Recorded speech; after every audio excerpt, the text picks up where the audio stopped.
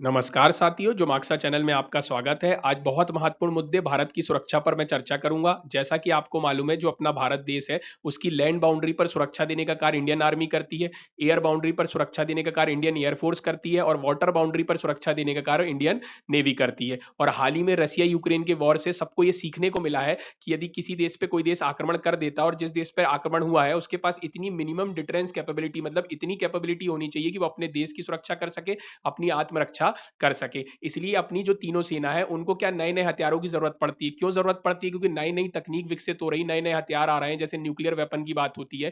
तो इन सब के लिए क्या होते हैं, नए नए हथियारों की अपन क्या करते हैं, टेस्टिंग करते हैं, नए नए हथियारों को विकसित करते हैं, दूसरे देशों से खरीदते हैं। तो इसी तरीके की एक पहल है जिसके बारे में मैं आज चर्चा करूंगा। नो फर्स्ट यूज पॉलिसी बताऊंगा, न्यूक्लियर डिटरेंस कैपेबिलिटी बताऊंगा, एसएलबीएम बताऊंगा, आईएनएस अरिहंत बताऊंगा। तो आखिरी तक जरूर बने रहिएगा। तो चलिए स्टार्ट करते हैं।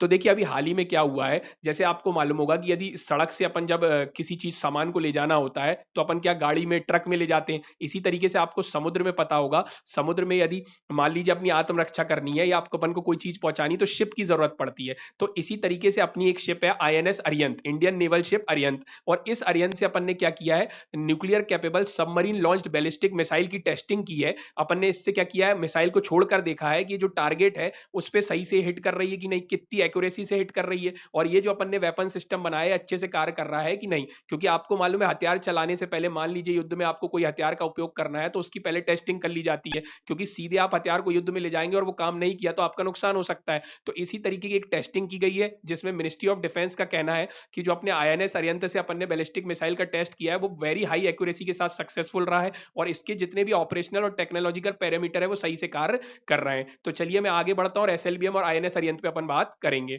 यहाँ आप हिंदी में भी देख सकते हैं। अब देखिए, ये टेस्ट अपने लिए क्यों महत्वपूर्ण है। देखिए, भारत की पॉलिसी हमेशा ये रही है कि भारत किसी देश पे आक्रमण नहीं करेगा, लेकिन यदि किसी देश ने भारत पर आक्रमण कर दिया तो अपनी सुरक्षा के लिए भारत का पूरा अधिकार है कि वो उस देश पे आक्रमण कर सकता है। आई होप आपको समझ में आया होगा कि अपनी नो फर्स्ट यूज पॉलिसी है। नो फर्स्ट यूज मतलब अपन पहल करके किसी पे न्यूक्लियर वेपन नहीं चलाएंगे। न्यूक्लियर वेपन के क्षेत्र में भारत ने नो फर्स्ट यूज पॉलिसी अपनाई है, जिसमें अपन किसी पे पहले न्यूक्लियर वेपन नहीं चलाएंगे, लेकिन हाँ, कोई अपन पे न्यूक्लियर वेपन चला देगा तो अपन इस स्थिति में होना चाहिए कि उसके न्यूक्लियर वेपन का जवाब दे सके और उस पर क्या कर सके, कहीं ना कहीं जवाबी कार्रवाई कर सकें। तो आपको I hope no first use policy समझ आएगी जो सेंट्रल गवर्नमेंट ने अपनाई है ना। इंडिया सेकंड स्ट्राइक कैपेबिलिटी अपन बोलते हैं, फर्स्ट स्ट्राइक सामने वाला करेगा, सेकंड स्ट्राइक अपन करेंगे। इसलिए अपन ने क्या किया, अभी हाल ही में अपनी न्यूक्लियर कैपेबिलिटी को एनहेंस किया है। और अपन क्या कर रहे हैं, भारत ने एक प्रोग्राम चलाया है जिसका नाम है बैलिस्टिक सबमरीन, एसएसबीएन प्रोग्राम। अभी उसके बारे में भी बताऊंगा। वो प्रोग्राम के अंतर्गत ही ये टेस्टिंग की गई है और इंडिया की न्यूक्लियर डिटरेंस कैपेबिलिटी को बढ़ाया जा रहा है, इनहेंस किया जा रहा है। न्यूक्लियर डिटरेंस कैपेबिलिटी जैसा मैंने आपको बताया, यदि कोई देश आप पे क्या, फॉर एग्जांपल कि मान लीजिए चाइना है, पाकिस्तान, इन सब के पास न्यूक्लियर वेपन है और भारत को इनसे सुरक्षा करनी है, तो भारत अपनी टेस्टिंग के माध्यम से ये बताता रहता है कि हमारे पास भी इतने हथियार हैं कि कल को आप हमारे पे आक्रमण करेंगे तो हम आपके ऊपर आक्रमण करके भी क्या कर सकते हैं, आपकी जवाबी कार्रवाई कर सकते हैं। तो कहीं ना कहीं एक तरीके से फियर क्रिएट किया जाता है कि हम भी क्या है, न्यूक्लियर संपन्न देश हैं। यहाँ आप हिंदी में भी देख सकते हैं। अब अपन बात करते हैं एसएलबीएम की। तो मैंने जैसे बताया, सबमरीन लॉन्च बैलिस्टिक मिसाइल, इनको क्या के फैमिली ऑफ मिसाइल कहते हैं। क्यों कहते हैं के फैमिली, नाम कैसे पड़ा इनका, आपको मालूम होगा, माननीय एपीजे अब्दुल कलाम जी थे, उनके नाम पर ये के फैमिली पड़ा है, क्योंकि आपको मालूम है उनका बहुत ज्यादा योगदान रहा है डेवलपमेंट ऑफ मिसाइल्स में, तो उन्हीं के नाम पे के फैमिली ऑफ मिसाइल पड़ा है। इसी के अंदर अपन सबमरीन लॉन्च बैलिस्टिक मिसाइल को क्या करते हैं, डेवलप करते हैं। और कौन इसको डेवलप करता है, डीआरडीओ करता है। मिसाइल मतलब जो शिप से छोड़ी गई है, यहाँ आप इमेज में देख सकते हैं, जो शिप से छोड़ी जा रही है वो मिसाइल है। और जिस शिप से छोड़ी गई है उसका नाम क्या है, यहाँ आप हिंदी में भी देख सकते हैं।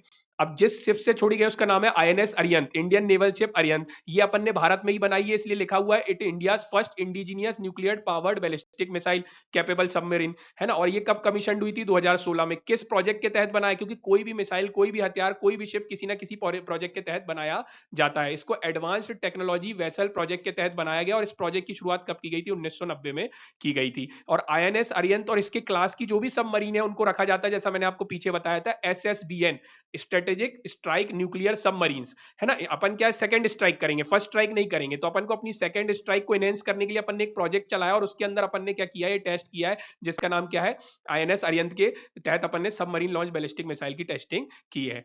तो यहाँ हिंदी में भी आप देख सकते हैं।